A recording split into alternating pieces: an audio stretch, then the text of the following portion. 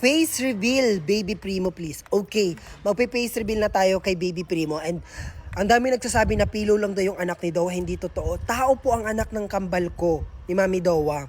Huwag niyo pong sabihin na, Baby Pilo. Ngayon yung sabihin kung pilo-pilo ba talaga yung anak ni Dowa. Dowa! Ayan si Mami Dowa, nag-aalaga siya ng baby. Labas ka dito para mapahanginan mo yun si baby.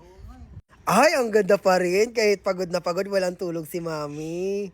Tara, natutulog pa ba si Baby Primo? Magpe-face reveal na daw si Baby Primo. Gusto nyo ba i-face reveal ko na? Yeah. Ano, comment kayo kung gusto nyo mag-face reveal na ba Gusto na, ngayon. ipapakita ko na. Si Mami, nag-ano siya, nag-exercise. Ayan. Parang wala ka naman tulog, Mami. Sobrang puyat, malala. Kasi kakabantay sa kanya, mabilis siya magising. Ah. Kaya ganun. Papakainin ko muna siya ng chips ha, para sa pansamantala. Hoy, alam ko, hindi pwede sa kanya yung ganyang prutas kay Baby Primo kasi hindi pa siya makakakain ng ganyan. Sanggol pa yan. Ano mga bawal kay Baby Primo? Try mo mag-research sa CC App. I-research natin dito sa CC App. Anong pagkain ang pwede sa sanggol? Yan.